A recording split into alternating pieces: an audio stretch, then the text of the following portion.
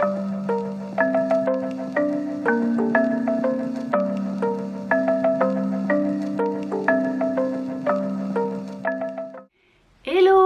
bonjour, bienvenue dans ce nouvel épisode du Phileas Podcast. J'espère que vous allez bien. Ça fait un petit moment que je suis pas venue vous parler. Écoutez, c'est l'été et j'ai plus ou moins la motive de me poser. La motive, le temps et la motive et l'esprit à me poser et à vous papoter tricot et tout ça. Il fait chaud, on a plus envie d'être dehors, de se relaxer et tout ça. Pas que j'ai pas envie de vous parler, hein, mais c'est vrai que c'est quand même du travail d'enregistrer, et après de monter, de publier sur YouTube, hein. Je l'ai déjà dit mais je le répète, c'est avec une connexion internet qui est pas géniale chez moi, ça prend beaucoup de temps. Donc voilà, mais là c'est bon, j'y suis, j'ai un tas de trucs à vous montrer. Alors déjà les petites introductions et petites news générales. Je suis Sylvie, j'habite à York dans le nord de l'Angleterre, ça fait longtemps. Et voilà, je suis aussi à côté de mon boulot à plein temps, je suis aussi teinturière pour la marque Phileas Yarns, ma petite marque à moi. D'ailleurs je vous remercie des petites commandes que vous avez passées en découvrant mon podcast. Donc ce que je fais, ça a l'air de vous plaire, donc c'est chouette. Notamment par rapport à mon dernier épisode avec mes morning fog, mes gilets morning fog, j'ai eu pas mal de messages après coup et des petites commandes qui m'ont fait vraiment super plaisir. Mais oui, voilà, c'est vrai qu'avec ces histoires de Covid aussi, toujours ces histoires de pandémie qui prennent beaucoup de place dans la tête, au final, on ne sait jamais sur quel pied danser. Si vous avez regardé le dernier épisode, je vous parlais que j'espérais de pouvoir aller passer une semaine en France chez ma maman. C'est fait, j'y suis allée, j'ai pu y aller, pas de quarantaine au retour ni rien, donc c'était super et j'ai beaucoup de chance. J'ai eu beaucoup de chance de pouvoir le faire et beaucoup de chance d'avoir l'opportunité d'aller dans le sud de la France, être peinard pendant une semaine et ne rien faire. Je n'ai rien fait pendant une semaine. J'ai un peu tricoté le soir devant la télé, mais encore.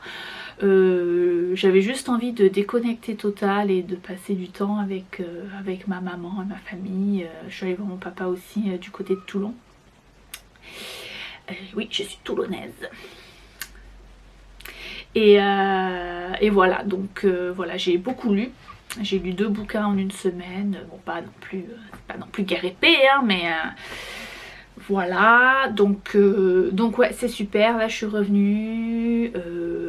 La routine, c'est de reprendre une routine normale avec le travail plein temps, avec les horaires d'habitude et voilà, reprendre un peu les habitudes de teindre la laine, s'occuper de la boutique, le potager aussi, mine de rien, qui me prend beaucoup de temps, c'est de retomber dans cette routine, toujours avec ces histoires de Covid au derrière de la tête, et des limitations que ça implique. Mais voilà.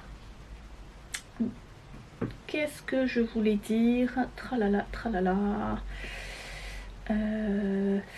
Oui, du coup, voilà, vu le temps que je n'ai pas forcément à passer à faire des podcasts, du coup, je fais pas du tout ce que j'ai dit que j'allais faire en passant juste les podcasts en français, c'est-à-dire les tags tricot, les machins sur les livres, tout ça.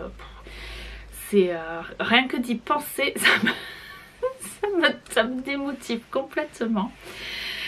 Ça, je vois les après-midi entières juste à passer devant mon ordinateur à faire ça, c'est juste pas possible. C'est juste pas possible. Donc voilà, on continue. Je continue à faire ce que je veux dans les épisodes plus ou moins classiques. Voici, mais bon, apparemment ça vous convient puisque nous avons passé la barre des 1000 abonnés. Mais c'est génial! Oh là là, merci, dis donc, je m'attendais pas à ça quand même. 1000 abonnés, bah merci de me suivre, merci de nous rejoindre. Si vous êtes nouveau, c'est votre premier épisode, bah, bienvenue au-dessus de 1000. Et du coup, bah, je m'étais dit qu'on allait un peu fêter ça. Ce qu'on va faire, c'est que voilà, un petit concours simple, hein, je veux dire, pas non plus de restrictions incroyables, enfin bref. Juste, ben voilà, en fait, un petit tirage au sort. Donc, le seul truc que vous avez à faire, enfin, voilà, en fait, pour vous remercier de vous abonner, de me regarder, tout ça, voilà, j'avais envie de vous faire un petit plaisir. En ce moment, je ne peux pas faire plaisir aux 1000 et à quelques personnes qui me suivent, qui sont abonnées à ma chaîne. Du coup, on va faire un petit tirage au sort. Le truc, c'est très simple, c'est dans la barre de commentaires, laissez-moi donc un commentaire en me disant un peu quelle famille de couleurs vous aimez le plus. Voilà, comme ça, une fois que j'aurai tiré au sort, je pourrai faire un petit paquet de surprises laineuses en me fixant sur votre palette que vous m'aurez décrite dans les commentaires. Donc, est-ce que, voilà, seulement du rose, ou j'aime bien les couleurs d'automne, ou les couleurs pastel, enfin voilà. Donc un peu, dites-moi en commentaire un peu les couleurs que vous affectionnez. Famille de couleurs, teintes plus ou moins inspirées, hein, vous pouvez me dire j'aime les couleurs du soleil couchant sur la Méditerranée, pourquoi pas, ce genre de choses. Et voilà, donc là on est quoi, quasiment mi-août, par le 6 que je fasse le montage et je publie cet épisode, ce sera mi-août. Ben, je pense que je laisserai les commentaires ouverts pour le tirage au sort au moins jusqu'à la fin août, donc autour de septembre. Après je pense que je mettrai un commentaire, un petit message dans l'espace communauté auquel j'ai accès maintenant puisque j'ai plus de 1000 abonnés, pour vous dire quand j'ai fermé le concours. Et après je pense que j'en ferai un autre message peut-être pour qui sera le ou la gagnante du tirage au sort pour fêter les 1000 abonnés. Voici. Donc aujourd'hui, alors oui pardon, aussi les réseaux sociaux, surtout Instagram, Sylvie_Phileas Yarns, Ravelry, bah pas trop en ce moment de toute façon, hein, je crois que vous avez compris, Ravelry je ne le tiens pas à jour du tout déjà de base, mais alors là avec les discussions sur Ravelry, les petits problèmes qu'il y a sur le nouveau site, ouais voilà quoi.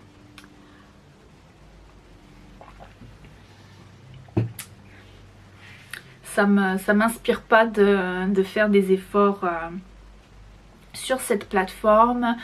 Voici donc Instagram surtout, ou la boutique Etsy. Je vous mets de toute façon tous les liens de tout ça dans la barre d'infos, description en dessous de cette vidéo, ainsi que le sommaire et les temps des différentes parties de cet épisode. Pareil dans la barre de description, comme ça vous pouvez sauter de l'un à l'autre s'il y a des choses qui ne vous intéressent pas. Aujourd'hui on va parler donc tricot forcément, projet fini, projet en cours. Je vais vous parler un peu de teinture. Dernier épisode je vous ai demandé si ça vous intéressait, donc la réponse est oui. Et on m'a demandé, plusieurs personnes qui m'ont commenté que qu'elles aimeraient bien m'entendre parler des inspirations derrière mes couleurs, mes coloris. Donc je vais faire ça un petit peu aujourd'hui. Et en place de la rubrique Parlez-vous knitting, je pense que je vais alterner selon les inspirations et les envies de parler de certains sujets entre teinture et Parlez-vous knitting. Encore une fois, est-ce que je vais me tenir à ce que je dis? Peut-être pas. Et on va finir, j'espère, avec de la couture. Je vais essayer de pas trop m'attarder sur la couture par contre. Mais juste question de faire un petit bilan de mes cousettes de l'été que j'ai cousues depuis bien 2 mois. D'ici les 2 derniers mois qui viennent de passer. Sur ce, on est parti.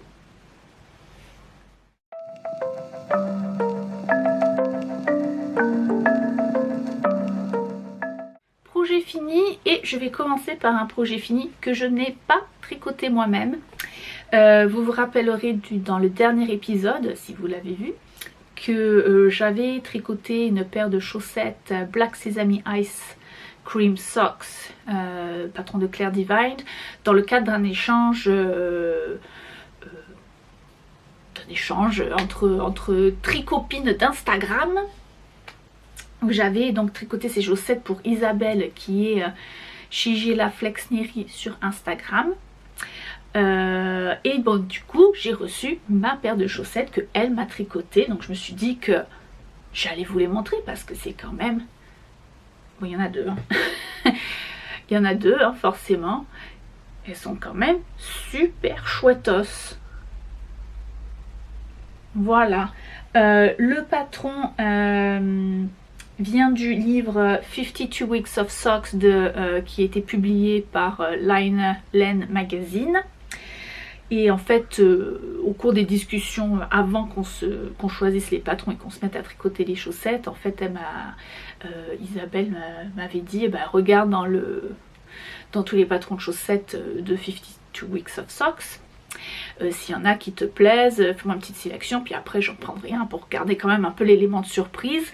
Et donc, bah, forcément, celui-là faisait partie des... Elle n'a pas choisi le plus simple, hein, que j'ai...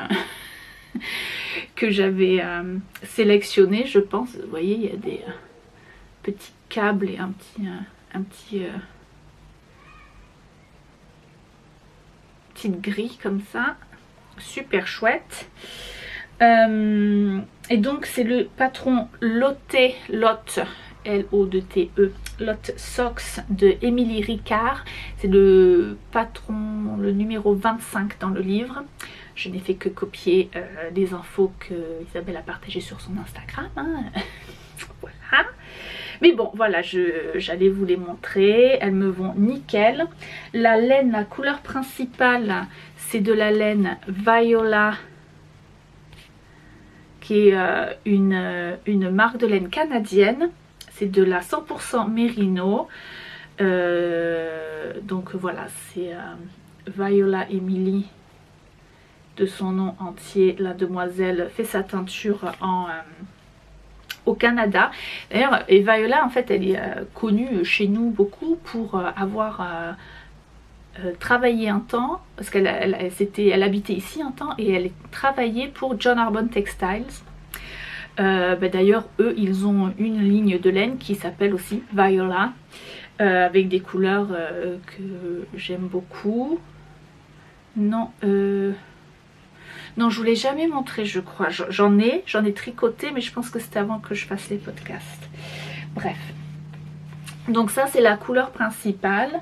Et elle avait fait des petites rayures, en fait, très ingénieux, ce petit système de petites rayures.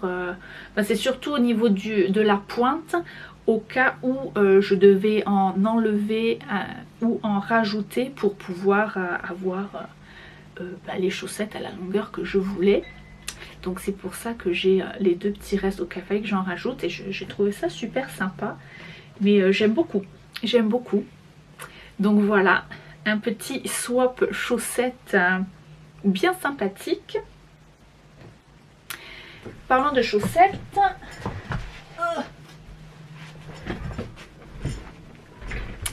forcément que j'oublie un truc, hein, quand je prépare mes petites choses. C'est j'ai un sticker que j'ai mis sur ma boîte à chaussettes cadeau, que voici. Donc c'est les chaussettes que j'ai tricotées là. D'ailleurs, je vais les mettre dedans, celle-ci. Attendez, hop, on va les ranger dans les chaussettes, la boîte à chaussettes 2020, les petites chaussettes que je m'offrirai une fois les jours un peu plus frisqués reviendront. Quoique en ce moment, l'été qu'on a ici, je vous assure qu'il y a des soirées où j'ai encore des chaussettes aux pieds. Oui, c'est super. Mais voilà, donc le premier projet fini de moi est une paire de chaussettes. Ah non, Non mais non, la transition ça va pas le faire là, donc je reviens aux chaussettes après. Premier projet fini de moi. Celui-là. C'est mon Trove Pullover. Le Trove Pullover de... Comment elle s'appelle la dame? Emma Duché. Qui j'ai appris quasiment à la fin de tricoter mon pull, que c'est une des co-organisatrices du Knitted de Lyon. Voilà. Donc le Trove Pullover est dans le magazine Pom Pom Quarterly de automne 2019. Et le voici dans sa version, hop, comme ça. Moi, je l'ai tricoté dans mes laines. Donc, c'est du Phileas Yarns Explorer Sport. Oui, c'est de la laine sport. La couleur principale, c'est Sultarani. Ensuite, pour les couleurs contrastes, le bleu marine, c'est Among Friends. Le gris, c'est Quai de Seine. Le moutarde foncé marron cuivre, c'est la cabane à sucre. Et le turquoise, c'est Fjord. Donc, oh pardon, excusez-moi, j'ai le soutif qui se fait la malle. Alors, franchement, niveau difficulté, simple. On commence directement avec le corps, hein, les mailles de l'encolure se récupèrent après. Donc on fait... on commence par le dos, hein, forcément. Forcément on commence par le dos. On fait le dos, alors il y a des rangs raccourcis pour faire l'épaule. Et comme vous voyez, donc tout ce qui est un peu l'épaule et le début du dos, c'est en uni pour le temps de faire les rangs raccourcis, hein, pour faire bien. Et après, donc on fait le dos. Et après on tricote le dos jusqu'à arriver là où il faut rejoindre le devant, voilà, en bas des emmanchures. Ensuite, que je ne m'abuse, oui, on récupère des mailles, on fait un devant, le côté d'un devant, encore un peu des rangs raccourcis avec, donc après on fait continue un petit peu jusqu'au moment où en fait on met en attente niveau en bas du col de l'encolure. On fait l'autre côté pareil jusqu'au moment où en fait on va rejoindre les deux demi devant en fait. On continue donc à plat jusqu'en bas des emmanchures et après on récupère en rond pour faire donc tout en bas. Si je ne m'abuse, il y a juste 3 diminutions, 3 rangs de diminution au cours du corps pour un mini effet cintré. Mais alors mini, hein. Franchement vous le faites pas, personne ne verra la différence. Après on passe sur des aiguilles plus fines. Alors si je ne m'abuse, le corps du pull se tricote en 3,75 et c'est du 3,25 pour les côtes. Donc voilà, on fait des grandes côtes et ensuite de chaque côté on récupère les mailles pour les manches, et les manches sont droites avec juste un gros rang de diminution. En fait on diminue de moitié les mailles pour faire les poignets. Voilà, donc vraiment c'est vraiment pas compliqué. C'est pas du jacquard, c'est un jeu de mailles glissées à 2 couleurs, donc c'est vraiment très simple. Un effet max, donc en fait le patron vous donne la séquence pour changer les rangs, mais après vous faites ce que vous voulez, hein. Moi j'ai vu des versions, vous pouvez faire du bicolore, vous pouvez faire que 2 couleurs, vous pouvez faire vraiment des rayures fixes. Parce que oui, en fait, c'est du multiple de 3 en fait. Hein. Donc 3 ou 6 ou comme vous voulez, selon ce que vous faites. Donc voilà, donc moi j'ai utilisé, alors le seul truc c'est que j'ai vraiment beaucoup de restes. Je n'ai pas pris mes restes avec moi. Mais sur les... surtout sur les couleurs contrastes, hein, autant vous dire que j'ai beaucoup de restes. Donc après, c'est un pull qui a une forme assez boxy. Pas boxy hein, mais c'est quand même un peu ample, un peu confortable quoi. Donc je me dis que ça va être assez facile sûrement de changer de laine, de prendre par exemple de la fingering et de tricoter des aiguilles plus fines en prenant peut-être tricotant la taille en dessous de celle, en dessous ou au-dessus? Au-dessus de celle que vous auriez fait en sport, ou pareil pour du DK à l'inverse, en des aiguilles, quoique si le DK est assez fin, vous pouvez sûrement passer ça en sport. Donc qu'est-ce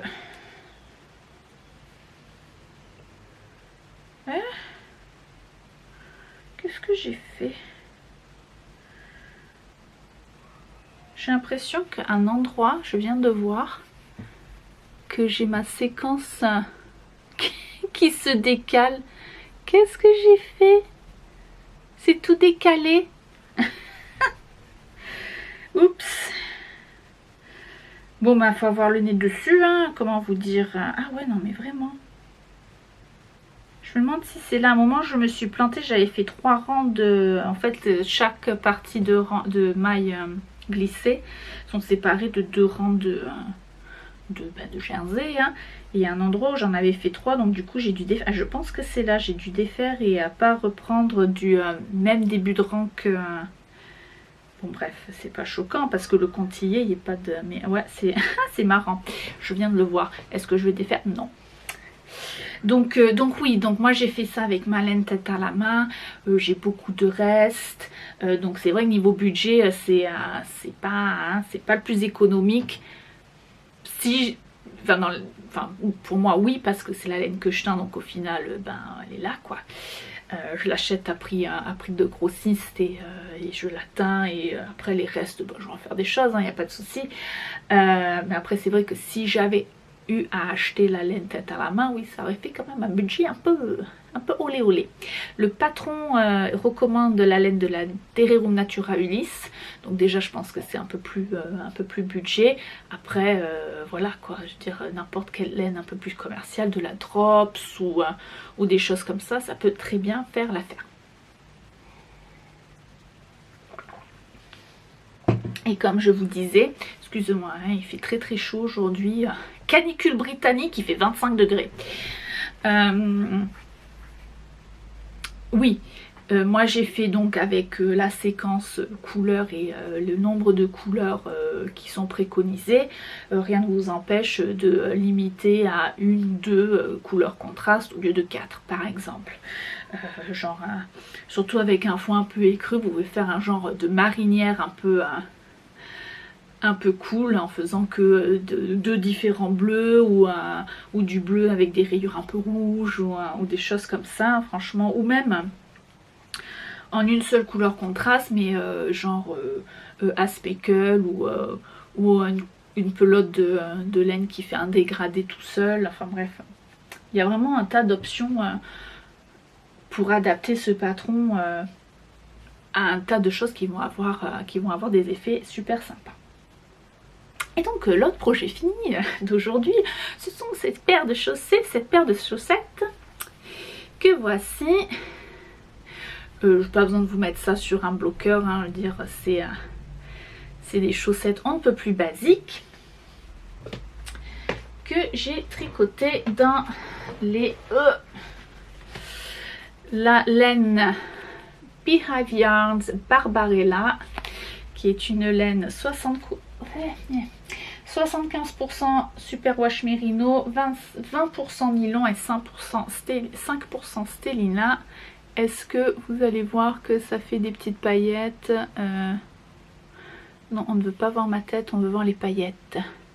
Un peu si je joue comme ça. Mais bon, ça fait des chaussettes à petites paillettes. La couleur principale, vous voyez qu'il y a deux couleurs en fait. Hein. La couleur principale, voici, c'est la couleur au gras, qui est une édition limitée inspirée par Dark Crystal Age of Resistance, la série Netflix qui est sortie l'année dernière, préquelle de Dark Crystal, le film. Et enfin, au gras et dans le film aussi, hein, dire c'est au gras.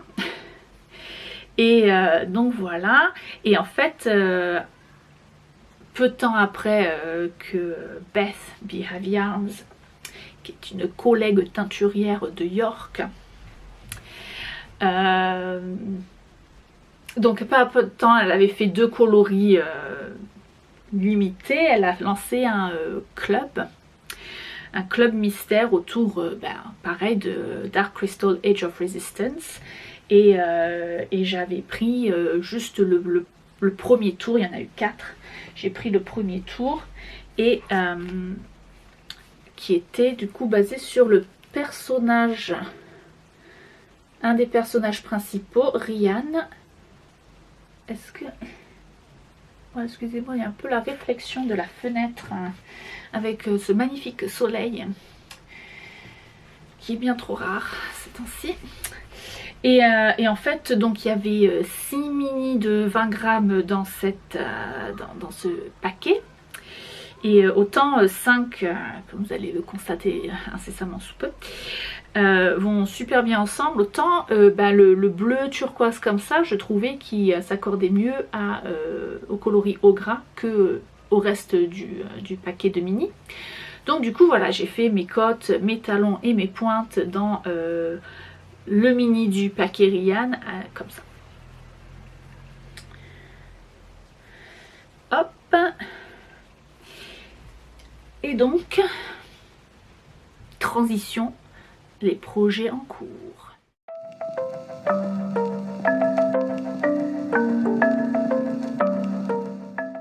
Projet en cours, et donc nous restons avec Beth de Behavians. Je vais chercher un bloqueur, ce sera plus facile. Hop. Hey, coucou. Et donc voilà, donc après ces chaussettes, il me restait donc les 5 autres mini du club Dark Crystal Age of Resistance. Du coup, j'ai projet en cours une paire de chaussettes. Mais je pense que je vous avais dit que Merde, c'est pas celui-là.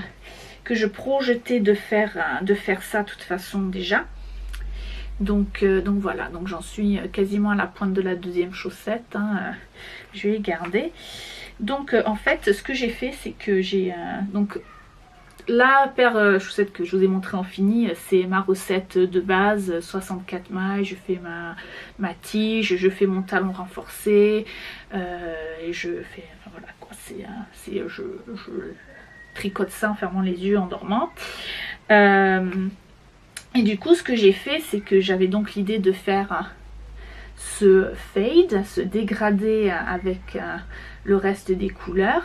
Donc ce que j'ai fait, c'est que j'ai compté le nombre de rangs en incluant, mince, dans l'endroit c'est mieux, enfin à l'endroit, en incluant les côtes. En général, je fais toujours 12 rangs de côtes, c'est du standard. Et donc j'ai compté donc tous les rangs, combien de rangs j'avais, et après j'ai fait un peu des maths pour en incluant le fait qu'il me fallait 6 rangs en alternant les 2 couleurs pour faire les transitions. Et donc voilà, ça me donne ça. Donc en fait, je les porte, on va dire, je vais les porter sur le jersey en vert. Mais forcément, je les tricote sur le jersey en droit. Voilà, après j'ai choisi, donc il y avait cette couleur un peu marron vert, un peu plus foncé, que du coup j'ai choisi de faire mes talons et mes pointes avec.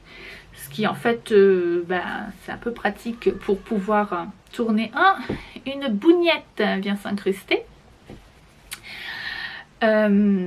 Qui est plus facile du coup pour tourner le sens du travail quand j'arrive à faire les talons et les pointes. Donc je tricote ma tige, je sais où m'arrêter et en fait arrivé à la tige je mets sur l'endroit mais sur l'envers. Je fais mon talon et quand je récupère les mailles pour remettre en rond, je repasse de l'autre côté. Et là, quand je vais arriver à la pointe, je vais retourner pour pouvoir partir dans l'autre sens et du coup jongler entre le jersey en droit et jersey en vert. Donc voilà, et vous voyez, je suis partie les autres couleurs. Donc du coup, juste pour... voilà. Vous voyez, il y avait ce bleu turquoise qui à la limite allait bien avec ça, mais je trouvais que dans l'ensemble, je sais pas, ça m'a... Sans le bleu un peu plus turquoise, je trouve que c'est franchement pas mal. Ces 5 couleurs. Donc voilà, avec un dégradé de marron. Et j'ai l'impression que ça se voit vachement les rayures là, près du talon. Mais qu'est-ce que tu fais? Pas possible ce boucan, hein? Mais je pense que c'est parce qu'il y a le talon qui est à côté, c'est moins dans la continuité, c'est rigolo. Et fini avec ce vert comme ça, j'aime beaucoup. Donc voilà, je vais pouvoir finir ma chaussette qui va donc aller dans la boîte avec ses copines. Et donc depuis que j'ai commencé, 1, 2, 3, 4, 5, c'est la 6e paire de mois, plus celle de l'échange. C'est pas mal.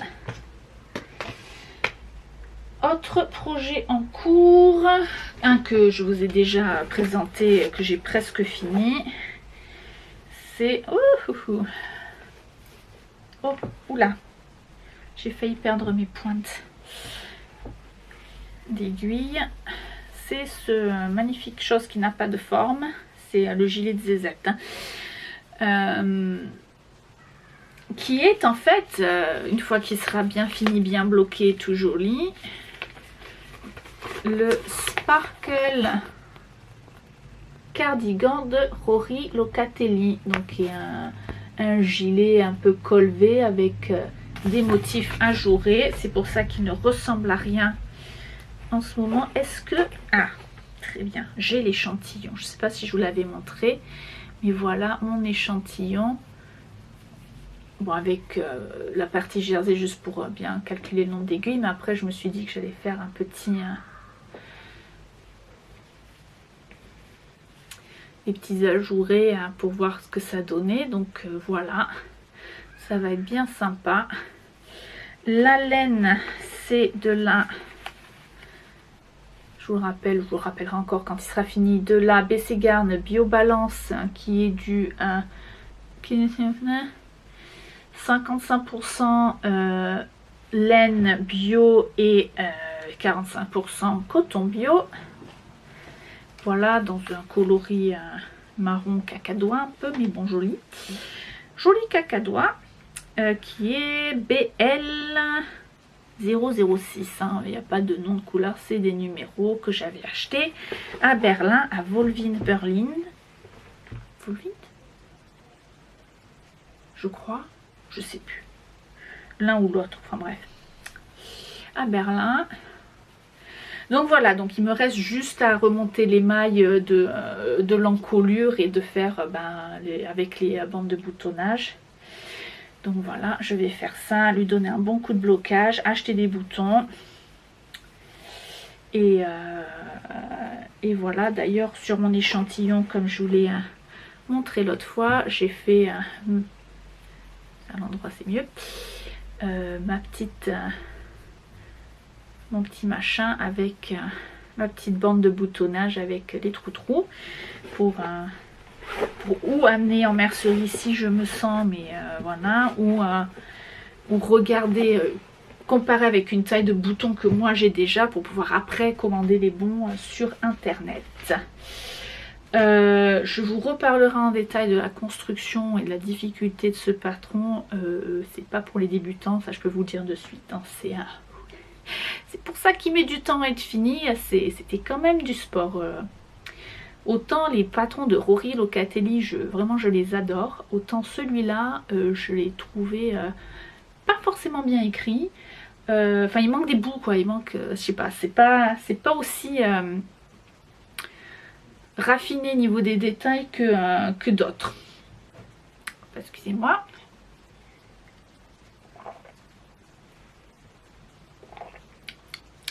C'est un petit sirop de fraises fait maison. Pas les fraises du jardin parce que j'en ai jamais assez, mais j'en ai récupéré qui se gâtaient de chez Monsieur le Primeur. Du coup voilà, il y en a qui sont passés en sirop de fraises. Et on est là pour parler tricot, pas de jardinage. Projet en cours, du coup, même j'ai deux petits machins à juste finir, mais j'avais envie de monter des mailles. Excusez-moi, je cherche. Bah, il est où? Ça, là. J'ai décidé de me monter un boxy de Rory Locatelli. Oui, bonjour, Rory Fan Club. Oh. Un boxy de Rory Locatelli. J'en ai déjà un de boxy que j'ai tricoté il y a moult années. Dans une laine Madelinetosh Merino Mohair et que j'adore. J'adore ce boxy. Mais voilà, vu que c'est un mélange mohair, quand même, c'est pas ce qui est de plus léger quoi. Donc ça fait un moment que je me dis que j'aimerais bien tricoter un boxy juste en fingering de base pour les demi-saisons, voilà. Et du coup c'est en train de se faire. Hop, on voit bien les variances de couleurs. Donc forcément avant qu'il soit bloqué, les côtes d'en bas, voilà, ça c'est, vous voyez bien les variances, mais bien sûr vous voyez que la luminosité a complètement explosé, hein, c'est beaucoup plus subtil dans la vraie vie. La laine est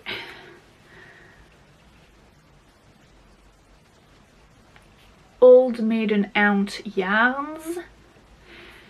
C'est de la Merino Singles dans la couleur To the Black, qui est inspirée d'une référence à la série Firefly, série culte qui ne fait que 13 épisodes et qui est inachevée, créée par Joss Whedon, Monsieur Buffy, hein. Donc voilà, série de science-fiction que j'adore. Et donc voilà, il y a quelques coloris chez Old Maiden Aunt qui sont inspirés, qui font référence à Firefly. Et vous voyez donc c'est vraiment, voilà, c'est pas noir, mais voilà, il y a vraiment du bleu marine très foncé avec du vert bouteille très foncé. Des endroits où c'est un peu plus violet, vraiment bien foncé aussi. Donc du coup c'est très subtil et j'aime beaucoup. J'avais envie d'un boxy un peu neutre, on va dire, dans ces couleurs, et je suis ravie. Donc oui, cette laine elle n'était pas en stock il y a encore 2 semaines chez moi, dans mon stash, dans mon stock de yarn, de laine. Et puis en fait, donc Old Maiden Aunt, Lilith de son vrai nom, avait fait des soldes d'anniversaire, enfin un code promo anniversaire. Donc du coup j'en ai profité. D'ailleurs j'ai fait ça de mon téléphone de chez ma mère, j'étais à Marseille, donc voilà, ça m'attendait en rentrant à la maison, c'était super. Et voici, c'est beau comme ça en écheveau aussi, vous voyez les couleurs là, c'est beau. Le ciel de l'espace. Et voilà, donc c'est Old Maiden Yarn, c'est une de mes marques préférées de laine teinte à la main. J'aime beaucoup, beaucoup, beaucoup sa palette de couleurs. Mais alors, mais vraiment quoi. C'est bon, il y a des couleurs qui pètent, hein, mais en général c'est très ouais, c'est très beau. C'est un son un peu adouci, très ah, je sais pas comment vous dire, mais c'est en anglais on dirait earthy, donc très très terre, très très proche de ce qu'on va trouver dans la nature, aux variantes des saisons, très très atténué, voilà. Mais c'est beau et toujours avec des contrastes vraiment subtils. Voilà, subtil, c'est le mot que je cherchais. Ah non, vraiment, vraiment j'aime beaucoup. Ça doit faire, je sais pas, 4e fois je pense que j'achète de sa laine, et à chaque fois, enfin c'est vraiment un plaisir. Et puis c'est une nana vraiment super, super. Très engagée pour, enfin contre surtout, tout ce qui est grossophobie, tout ce qui est pour la cause LGBT aussi, puisqu'elle en fait partie, aussi pour les handicaps, les maladies invisibles, parce qu'elle en fait partie, elle fait partie de ce groupe aussi. Donc elle est, mais c'est quelqu'un de très fort et de très juste dans ses propos. Aussi, si vous la suivez ou désirez la suivre sur Instagram, elle a vraiment dit des choses pas bêtes. Et en ce moment, oui, c'est vrai qu'elle est vachement impliquée dans l'histoire Ravelry, parce que ça l'impacte directement en tant qu'utilisatrice, mais aussi par rapport aux gens qui utilisent Ravelry pour trouver des informations sur son entreprise. Enfin bref. Voilà, je vais remettre ça à sa place avant que je cherche toutes les choses. Et donc voilà pour les projets en cours. Enfin, mon Dotted Rays n'a pas du tout avancé, hein, comment vous dire. Là, même s'il fait, c'est pas non plus la canicule ici, j'ai pas franchement envie de tricoter avec des laines poilues Wensleydale et Mohair. Donc, mais bon, je pense que je vais... là, je pense que quand j'aurai fini le sparkle, il va falloir que je m'attelle avec un peu plus sur un peu plus des accessoires. Mais quoique avec... j'ai eu une conversation avec une copine en vidéo, la vidéoconférence en pyjama du matin, hein. Copine pyjama, ma copine Martha, vous l'avez déjà vue en pyjama avec moi en plus dans ce podcast. Et bon, on commençait à parler des gros gilets doudous d'hiver, et là du coup je me suis dit ah ouais, commencer mes gros gilets doudous d'hiver, ce serait chouette. Bref, mais bon, a priori pour l'instant c'est tout pour les projets en cours.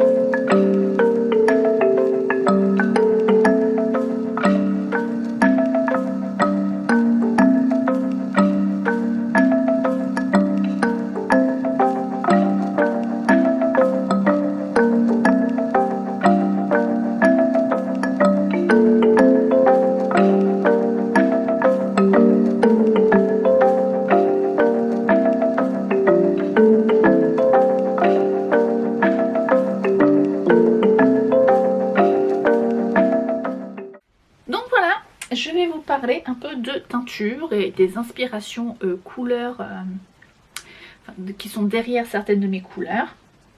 Je vous ai filmé quelques images du processus de teinture de la couleur La Cabane à Sucre.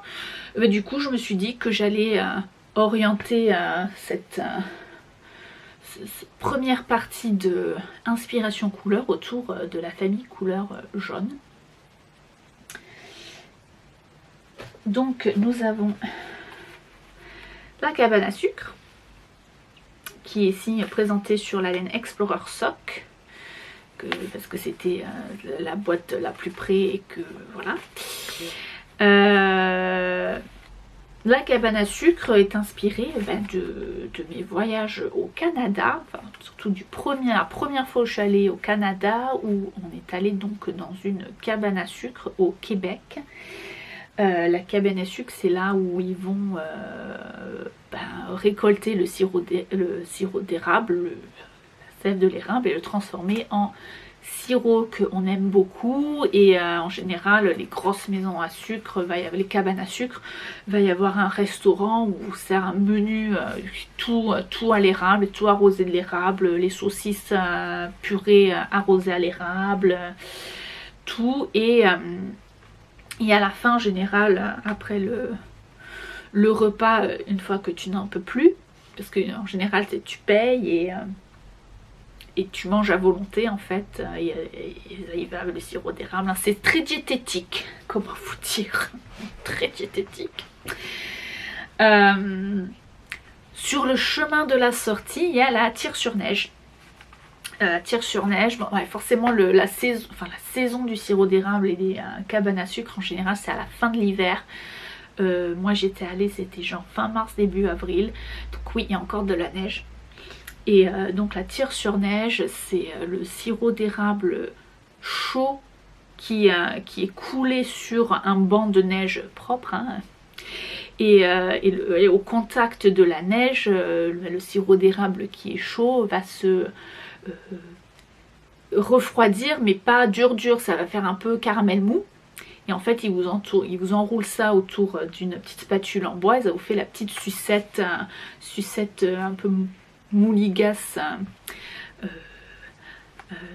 de sirop d'érable c'est juste trop bon quoi, comment faut dire. Et oui, c'est vraiment cette couleur là, moi de ce que je me rappelle justement de la tire-sur-neige, le sirop d'érable sur la neige, c'est ça, voilà. Et je connais des gens qui ont vécu cette expérience aussi et qui ça leur fait vraiment penser aussi à la même chose. Donc en général c'est ce qui me botte quand j'aime bien quand les gens partagent ces mêmes impressions avec moi. Donc voilà, ça c'est donc le côté plus foncé du jaune, hein. C'est même quasiment marron, mais bon. Voici, ensuite nous avons le moutarde intermédiaire qui est aussi... j'espère que... Comme il y a beaucoup de lumière dehors, mais non ça va, c'est pas trop mal. Ça c'est Watt, W-A-T. Bon bref, W-A-T, hein, pas besoin de vous montrer. Pareil, c'est la même base Explorer Sock, hein, pour juste vous dire. Ça c'est une de mes couleurs d'origine de tout le temps, que j'adore aussi. Voilà, là c'est plus, voilà, c'est un peu trop, là c'est plus comme ça. Et donc Watt, W-A-T, c'est en Thaï, enfin en Thaïlande, c'est tous les temples s'appellent Wat quelque chose. Genre à Bangkok, le temple du Bouddha qui est couché, c'est Wat Po. Par exemple, donc en général, voilà, donc dans ma tête, moi quand je suis allée en Thaïlande, tous les endroits, tous les temples c'était Wat, et dans tous les Wat il y a de l'or de partout, les Bouddhas sont en doré, les tuiles sont dorées, enfin c'est tout embelli à l'or, donc oui, quand j'avais envie de créer mon... enfin voilà, j'en ai retiré qu'il fallait absolument recréer cette couleur jaune doré qui est un coloris favori de tous. Donc voilà, je vous les mettrai tous à côté après, les trois jaunes solides. Donc voilà, on est parti au Canada, on est parti en Thaïlande et là nous allons partir aux États-Unis avec ce jaune foufou qui est Manhattan. Oui, enfin je vous dis ça, vous voyez jaune, je vous dis Manhattan, on pense de suite au taxi, oui. Mais là, la chose à savoir, c'est que j'ai créé cette couleur bien avant d'avoir l'expérience de New York et des taxis new-yorkais. Donc c'est vraiment mon imaginaire qui a créé ce jaune en parlant. D'ailleurs, j'ai des copines, surtout une amie qui a beaucoup habité à New York et qui me dit les taxis à New York, on les appelle les diables jaunes, Yellow Devils. Et donc du coup, et dans mon imaginaire à moi, c'était vraiment jaune pétant comme ça les taxis. Donc je sais pas si vous êtes d'accord ou pas. Il se trouve que ils sont pas aussi pétants que ça. Juste, je sais pas, non, ils sont alors peut-être dans le temps, genre à l'époque Taxi Driver, c'était peut-être ça. Moi quand j'y suis allée il y a 3-4 ans maintenant, je pense, 4 ans des élections, parce que c'était, j'y suis allée juste avant les élections, les dernières élections, et aux États-Unis. Et oui, je les ai trouvés plus jaune moutarde que jaune pétant comme ça. Mais ça n'empêche pas que cette couleur est quelque chose d'exceptionnel. Alors autant vous dire, si vous avez un peu la déprime courant de l'hiver et que vous avez envie de vous remonter le moral, des chaussettes comme ça, c'est radical. Et du coup, ça vous donne un petit dégradé de couleur jaune quand même assez pas mal. Donc la cabane à sucre, Watt et Manhattan pour les inspirations couleurs. Voilà, et j'en ai profité aussi, alors on part pour vous présenter, vous parler de l'inspiration derrière cette couleur. Alors ça c'est la base Rambler qui est du 75% Blue Faceless, non, je dis n'importe quoi mon dieu, 80% Blue Face Leather, 20% nylon, et c'est la base que j'utilise pour faire les multicolores, les speckles et les macro stripes, parce qu'en fait en théorie ça devrait faire une rayure, enfin chaque rang est une espèce de rayure différente, mais des fois c'est assez subtil et ça se voit moins, mais bon il y a des speckles, il y a plein de couleurs, vous voyez, attendez, ça donne soif de tchatcher comme ça. Et donc forcément il y a quand même un fort pourcentage de jaune sur cette couleur, sur coloris qui est, pardon, Valley of the Kings, la vallée des rois. Et donc, je crois que, franchement, ah non, Canada, États-Unis, c'est le même continent. J'ai dit, on a fait un peu tous les continents, c'est pas vrai. Bon, là, on est sur le continent africain. On est en Égypte, donc, la vallée des rois, Valley of the Kings. Et donc, je suis allée en Égypte quand 2 ans. Ouais, il y a 2 ans par là. Et donc oui, alors alors il y a les temples et tout ça, mais alors la vallée des rois en fait c'est là où il y a tous les tombeaux super célèbres de Ramsès IV et de je ne sais plus lesquels. J'aurais pu prendre mes notes, mon petit carnet de voyage, je ne sais plus. Séti premier, je sais moi, enfin je sais de me rappeler, et forcément Toutankhamon, ça on ne peut pas l'oublier. Et donc voilà, donc dans tous les tombeaux, forcément il y a encore beaucoup de peintures de l'Égypte ancienne, hein, des dépictions de tous les hiéroglyphes qui sont encore bien là, bien colorés. Et donc voilà, j'avais envie de... j'étais beaucoup inspirée justement, surtout la technique qu'ils utilisaient pour obtenir ces couleurs, c'est quand même c'est incroyable quoi. C'est que des pigments naturels avec des pauvres gens qui ont dû écraser des pierres semi-précieuses hein, quand même, je veux dire. Entre le bleu c'est le lapis lazuli et le vert c'est la malachite. Je veux dire, c'est pas tout mou hein. Voilà, après il y a du charbon pour le noir, il y a le rouge, je ne sais plus, c'est du grès. Je ne sais plus le rouge. Enfin, mais voilà. Et donc voilà, donc la plupart des temples sont en général couleur pierre normale quoi. Hein. Grès, calcaire. Et donc peint, sauf que Toutankhamon, lui, il n'a pas fait les choses comme les autres, hein, on est d'accord, c'est que la salle du tombeau, vraiment, elle est recouverte de jaune. Elle est jaune de partout. Faut savoir que le jaune, il est fait avec du jaune d'œuf. Ça fait beaucoup de poules, hein. Autant vous dire que, vu la taille du machin, c'est pas mal. Par contre, c'est absolument magnifique, hein, on est d'accord, c'est assez incroyable. Donc voilà, j'avais envie de m'inspirer de la vallée des rois et de ses nombreux tombeaux. Je crois que j'en ai vu 4 en tout, en comptant Toutankhamon. Hein. Voilà, donc il y a une moitié en fait qui est sur fond beige pierre et donc l'autre moitié qui est sur fond or pour la tombe de Toutankhamon avec donc des speckles.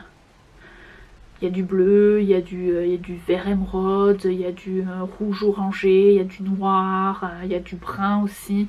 Enfin voilà, il y a pas mal de choses.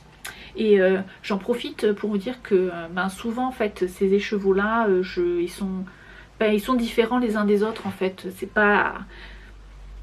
Je mesure pas le nombre de pigments que je vais saupoudrer dessus. Donc c'est vrai que... c'est pas forcément, enfin moi, si vous avez vu, oui, je vous avais montré une paire de chaussettes que j'avais fait avec cette laine-ci.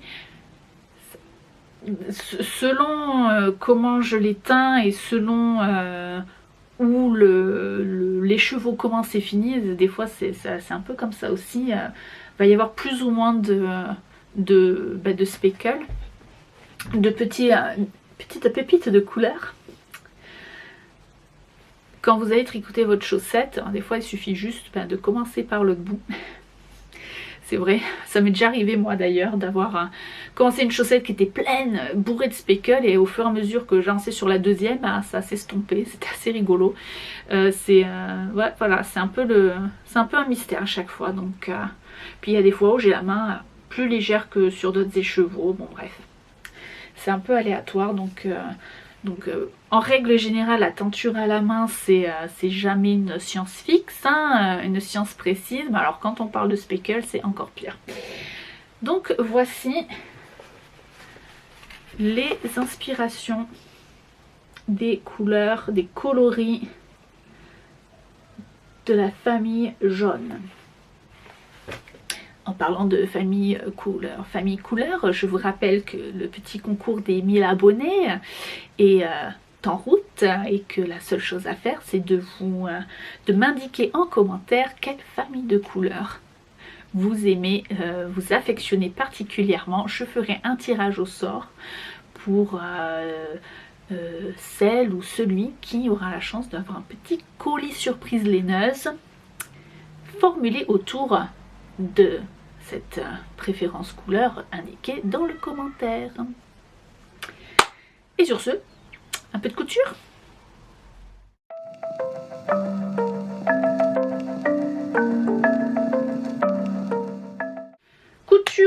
Couture. J'ai quand même fait pas mal de choses hein, ces derniers temps. Enfin, je pense que la dernière fois que je m'avais vu coudre, c'était pour l'espèce de blog confinement. Depuis, ouais, j'ai pas mal enchaîné de choses. Ah oui, parce que je vous avais montré les tissus pour faire les lookbox top. Et d'ailleurs, je me rends compte que je porte le même t-shirt que l'épisode précédent. Je l'ai lavé hein, entre temps. Donc, ouais, pas dans un ordre particulier de chronologique ni rien, mais je fais tout tomber. je vais un peu vous montrer ce que j'ai cousu, mes brousettes d'été. J'ai donc commencé avec des Lookbox Top de So DIY. Numéro, je ne sais pas, là je crois que j'en suis à une quinzaine en total. Mais bon, on change pas l'équipe qui gagne. Hein. Donc un premier que je porte là. Hop, je me recule un peu, question de vous dire. Et je me rapproche que vous voyez que... Oh mon Dieu.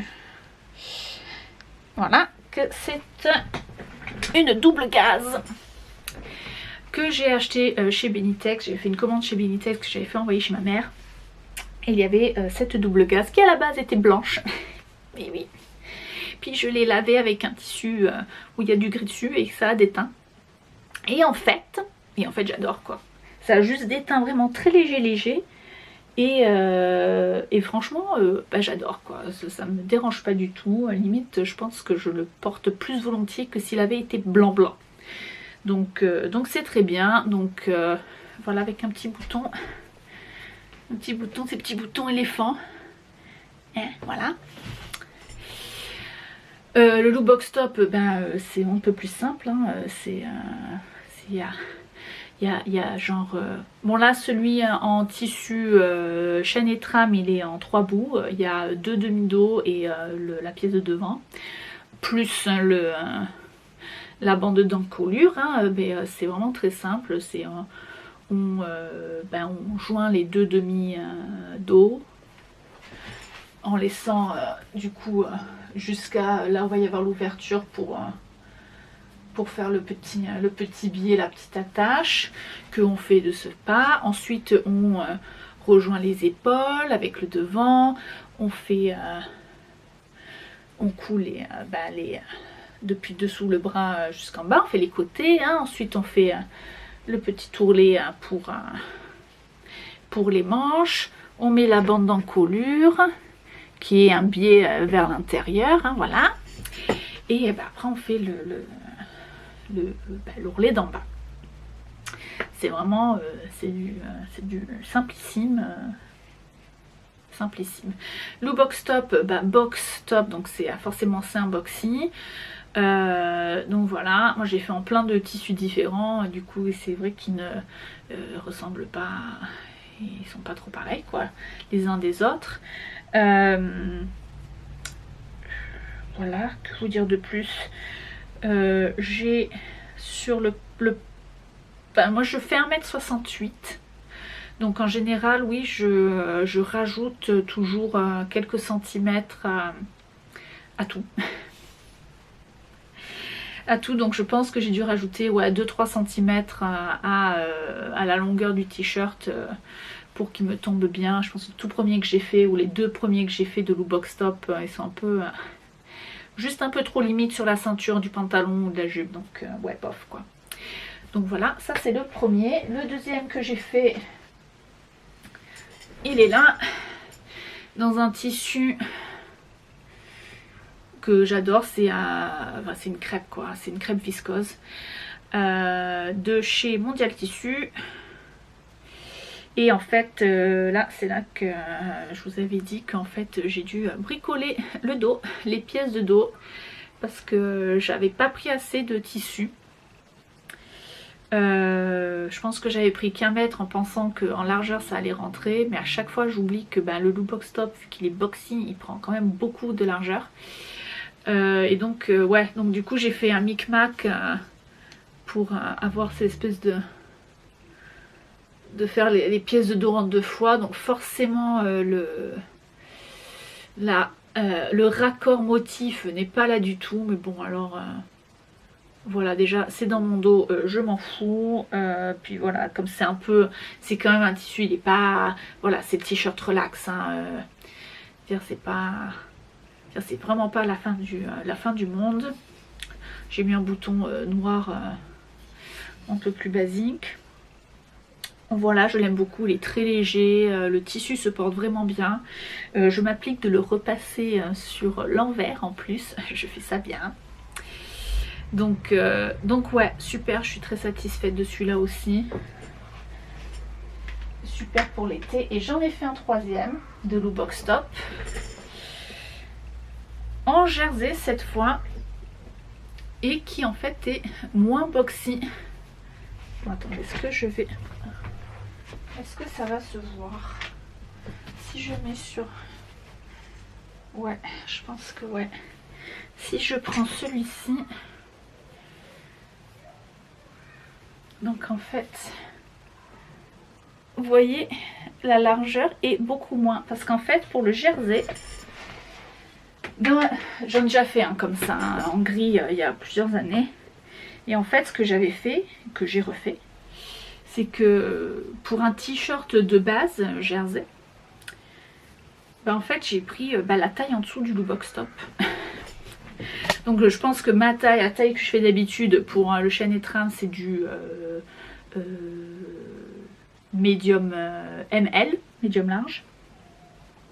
Et en fait, pour le jersey, pour pas avoir cette aisance positive de dingo, enfin j'en ai déjà fait en jersey avec en normal, hein, d'ailleurs je vous les avais montré, c'était l'été dernier, un vert et un noir. Et en fait c'est que là j'ai fait donc la taille en dessous qui est du XS. Mais bon, comme c'est fait pour être boxy, en fait c'est juste un peu plus ajusté pour moi. Juste ajusté comme il faut d'ailleurs. Et du coup j'ai aussi le Loubbox Top. En fait on peut choisir deux types de coupe en bas. En fait on peut avoir la coupe droite ou la coupe un peu, enfin voilà quoi. Et puis on peut choisir l'encolure aussi. Il y a une encolure un peu plus profonde que je j'aime pas trop, donc voilà.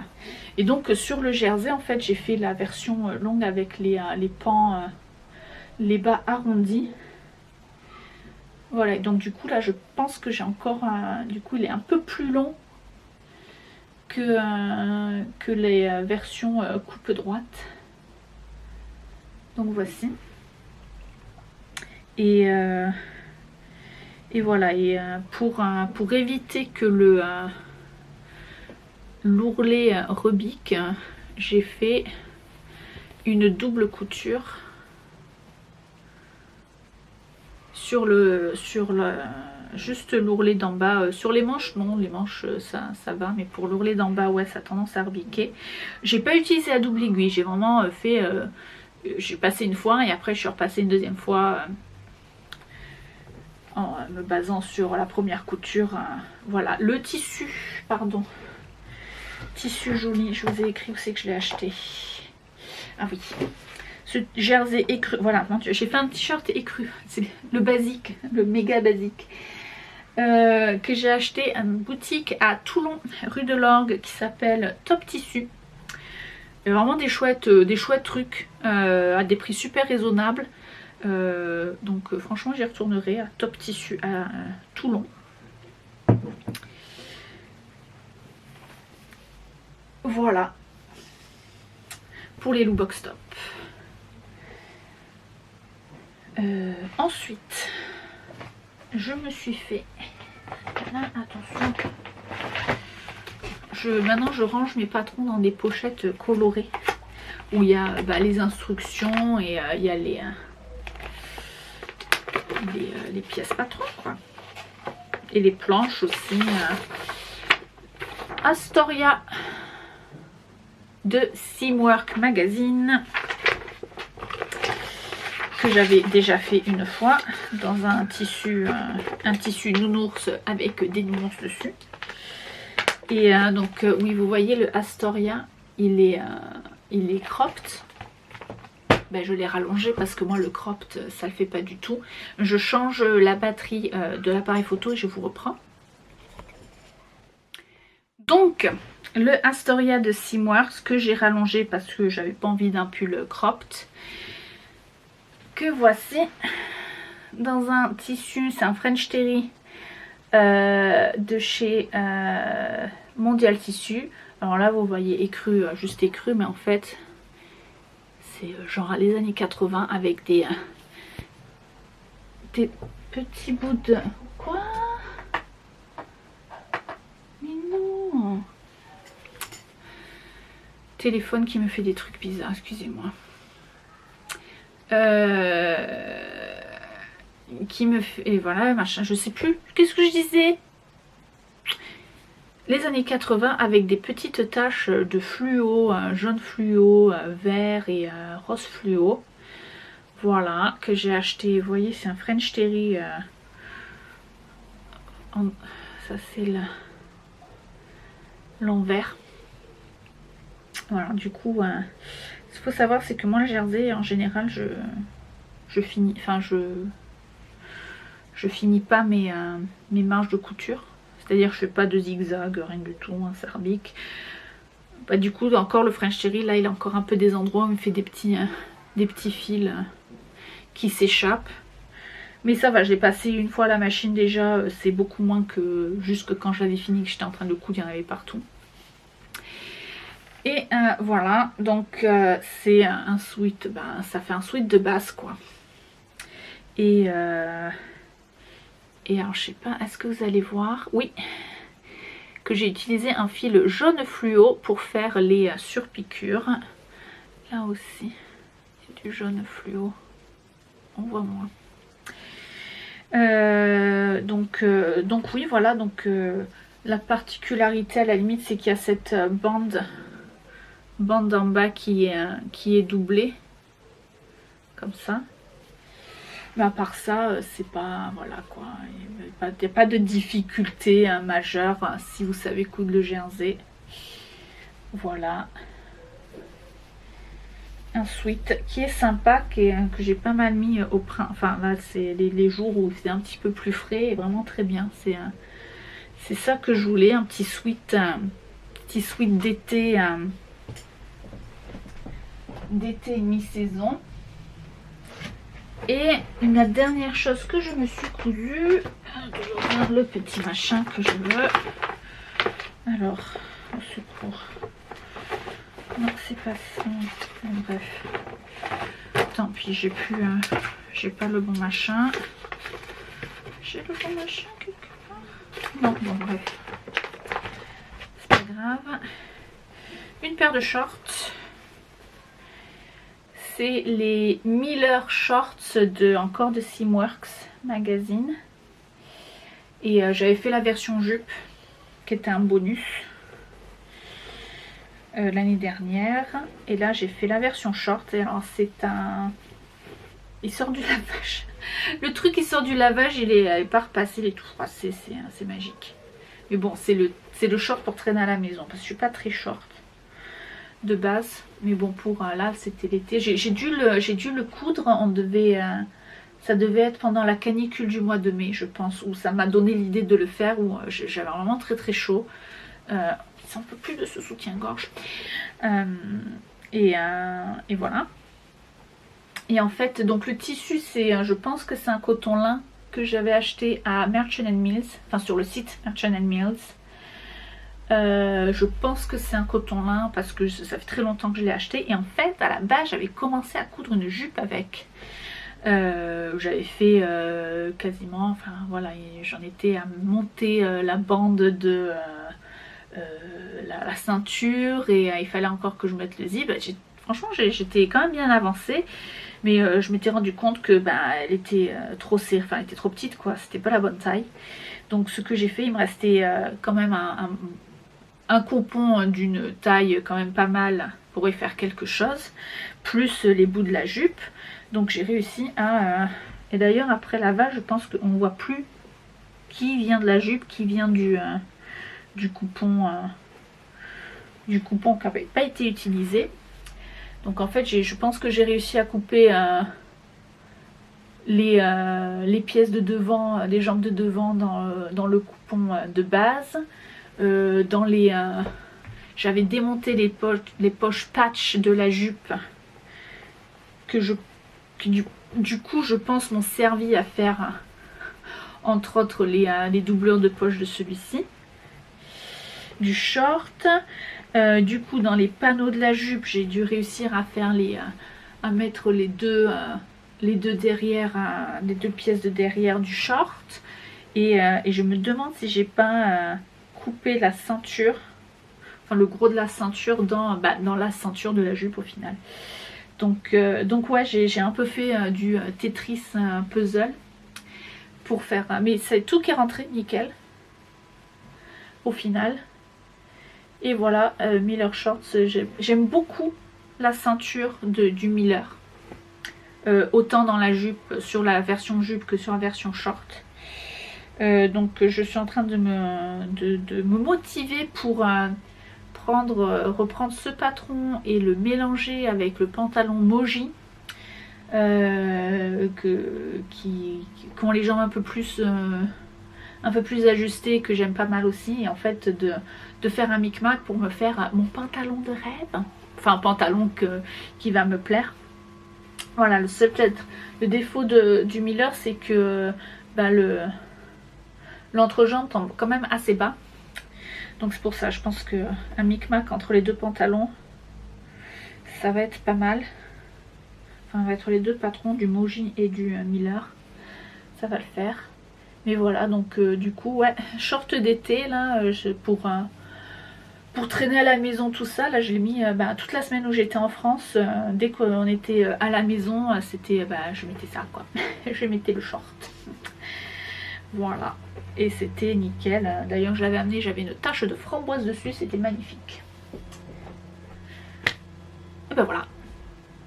C'était le petit bilan couture. Voilà. Donc maintenant on va passer peut-être au projet.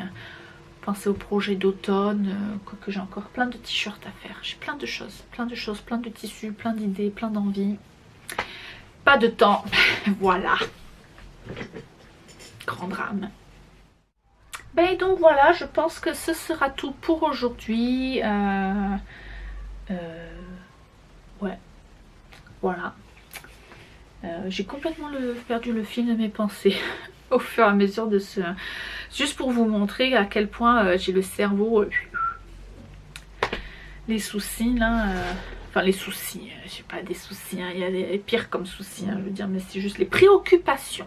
Les préoccupations du moment font que voilà, autant j'ai mon mojo tricot, j'ai envie de faire des choses et je fais des choses, mais c'est vrai qu'après c'est très la bohème, hein. Mais bon voilà, je vous ai fait un petit bilan de tout ce qui est tricot couture. J'ai un peu parlé de teinture, j'espère que ça vous aura plu d'avoir un petit peu petite intrusion, enfin intrusion non, je vous ai invité, mais bon voilà, un petit moment à partager mes inspirations couleurs. Voilà, à défaut de vous montrer les vrais voyages avec de vraies images d'ailleurs, parce que là c'est juste pas possible, hein. Comment vous dire, je crois que pour cette année, voilà, on va essayer de retourner en France, faire, voilà, aller voir la famille, mais bon, le reste, je pense que ça va être mort, quoi, même aller voir ma soeur à La Réunion, là ça va être super compliqué, comment vous dire. Magnifique, je suis ravie, mais bon, je suis allée au Canada au début de l'année, c'était déjà pas mal. Donc voilà, donc oui, à défaut de partir en voyage, je vous ai emmené en voyage en parlant des inspirations couleurs. Voilà, il ne me reste plus qu'à vous remercier encore une fois d'avoir partagé ce moment avec moi. Merci de me suivre depuis 1 an et des poussières. Merci de vous être abonné. Donc on est arrivé à 1000 abonnés. Voilà, n'oubliez pas le petit concours tirage au sort des 1000 abonnés avec un petit colis surprise laineux pour la personne tirée au sort. Donc n'oublie pas, pour être tiré au sort, il faut me laisser un commentaire sous cette vidéo en m'indiquant les familles de couleurs que vous préférez, les teintes que vous affectionnez particulièrement, pour que je puisse m'inspirer de cela, me baser de cela pour vous faire votre petit colis surprise si vous êtes donc tiré au sort. Voilà, c'est tout. C'est tout. Bon je vous fais des petits coups de coude à distance, voilà. Et portez-vous bien, bonne fin de vacances pour celles et ceux qui le sont encore. Bon courage si vous travaillez dans ces temps de canicule. Prenez soin de vous et de vos entourages. Et je vous dis à bientôt. Ciao ciao.